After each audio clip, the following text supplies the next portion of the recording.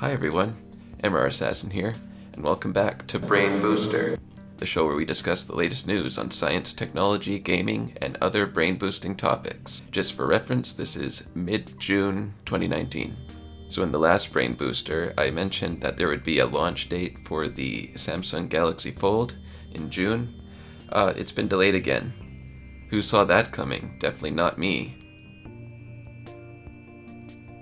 Moving on, so NASA passed a key milestone for their moon mission. I'm sure you know by now that NASA is planning on going back to the moon in 2024.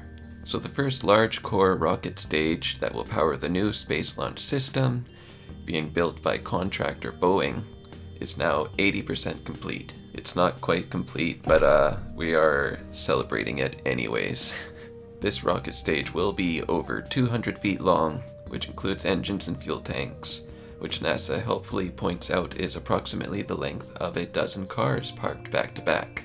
It also happens to be the biggest rocket NASA has built since the Saturn V, Saturn V, first stage that helped bring the first human visitors to the moon, which was actually only around 140 feet long.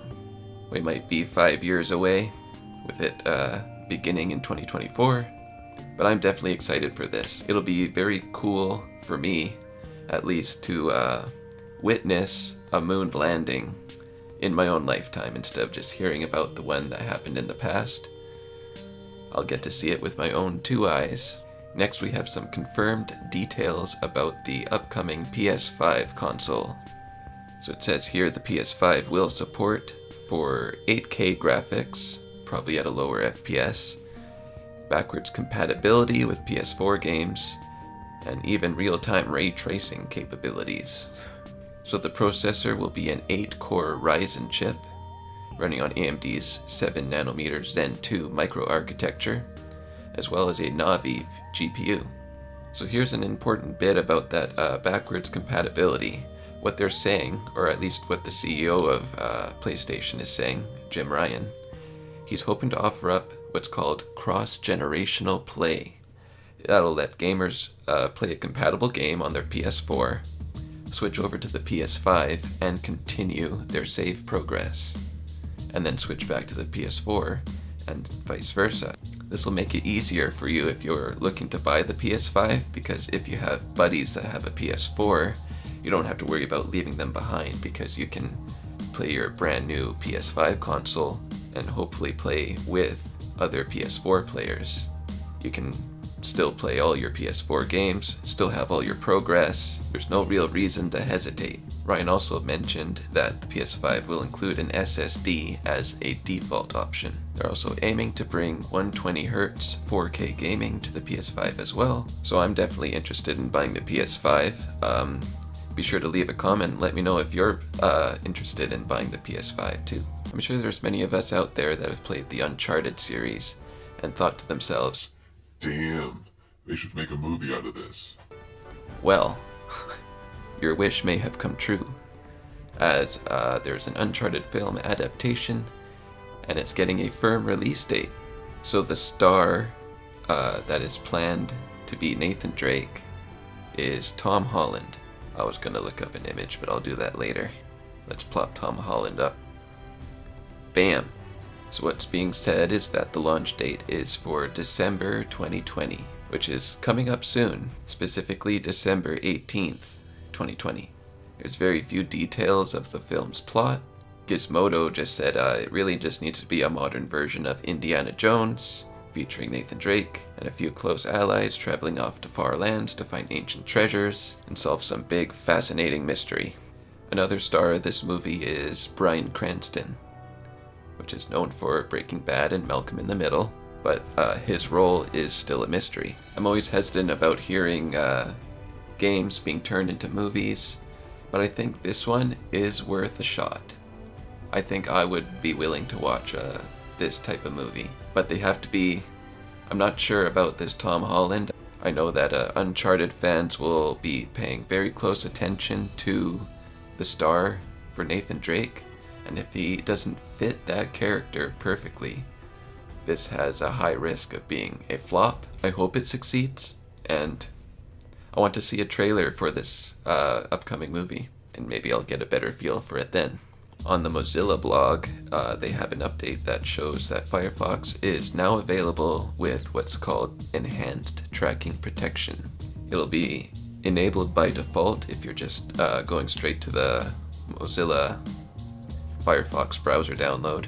So the senior vice president at Mozilla said that they believe that in order to truly protect people, we need to establish a new standard that puts people's privacy first. So for new users who install and download Firefox for the first time, Enhanced Tracking Protection will automatically be set on by default as part of the standard setting in the browser and will block known third-party tracking cookies, according to the disconnect list. You'll only notice that it's operating when you visit a site, and you'll see a shield icon in the address bar next to the URL address and a small eye.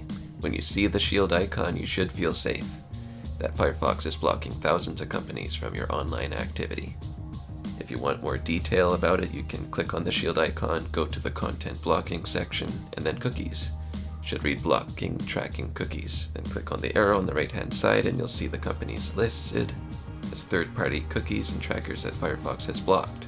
If you're an existing user of Firefox, then they'll be rolling out Enhanced Tracking Protection by default in the coming months, without you having to change a thing. If you want it right now, you can turn this feature on by clicking on the menu icon, marked by 3 horizontal lines, at the top right of your browser, right under Content Blocking. Then you go to the Privacy Settings and click on the Custom Gear on the right side, mark the Cookies checkbox and make sure that Third-Party Trackers is selected. I'm personally happy to see that companies are trying a little bit harder to increase security for their customers. I still use Chrome more often than Firefox, but Firefox seems to be creating more and more reason to use it. So there's a new study in San Antonio that shows that when the school changed their start times to a later time, the teens got more sleep and they were less sleepy to do homework, and it just generally benefited them academically. In fall 2017, the Cherry Creek School District in Greenwood Village, Colorado, delayed school start times for middle school students by 50 minutes. So they changed it from 8 a.m. to 8:50, and for high school, they changed it by 70 minutes. So they changed it from 7:10 a.m. to 8:20 a.m. And the results show that 1 year after the change, self-reported sleep on school nights was 31 minutes longer in middle school students and 48 minutes longer among high school students.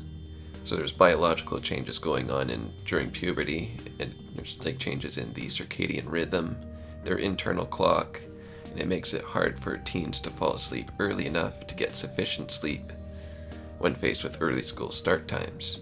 The American Academy of Sleep Medicine recommends that middle schools and high schools should start at 8:30 a.m. or later to support teen health, alertness, and safety. However, only 14% of high schools and 19% of middle schools started at 8:30 or later. So the percentage of students who reported feeling too sleepy to do their homework declined after the time change from 46% to 35% among middle school students, and from 71% to 56% among high school students. I like that. After the study, still more than half of the high school students were too sleepy. But it's still an improvement. It's still a pretty significant improvement too. I definitely would have enjoyed this delayed start time for university, because I remember waking up at like 5 in the morning just to get to class on time, and that was rough.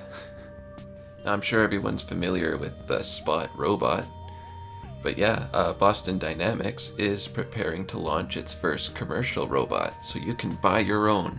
It will go on sale later this year. There's no firm launch date for the commercial version of Spot, but it should be available within months, and certainly before the end of the year. They're just doing some final tweaks to the design, said the CEO, and they've been testing them relentlessly. So they are capable of navigating environments autonomously, but it's only when their surroundings have been mapped in advance. Otherwise, you can control them with a controller. They can withstand kicks and shoves and keep their balance on tricky terrain, but they don't decide for themselves where to walk. So especially for gamers, this is going to be extremely easy to control, and you just use a D-pad. as you would any RC car. So rather than selling the robot as a single-use tool, it's positioning it as a mobility platform that can be customized by users to complete a range of tasks. With this arm, you can open doors, you can pick up objects, which is pretty cool. They're aiming at manufacturing about 1,000 a year. They wouldn't divulge on a price for Spot, which is probably a pretty important thing for many of us. The CEO said that it will be much less expensive than prototypes, and they think it'll be less expensive than other people's quadrupeds. There are some construction companies in Japan that have already pre-ordered, or they're paying for it already. They want to oversee the progress of work on construction sites. It is definitely a niche product. I'm not really sure what the average person will use it for. I see it as being useful for construction companies for sure, or security of some sort, to be able to do surveillance around a building. With the arm, I can see there being some potential there for opening doors. You know, it's not just restricted to just running around with a camera.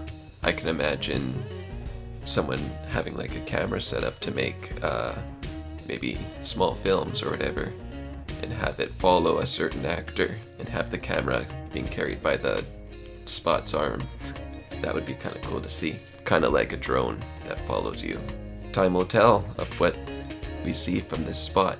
So that is all for this episode. Thank you for watching. Be sure to leave a like if you enjoyed this video, and subscribe if you want to see some more Brain Booster. I also do gaming videos. Your brain has now been boosted. Moi moi.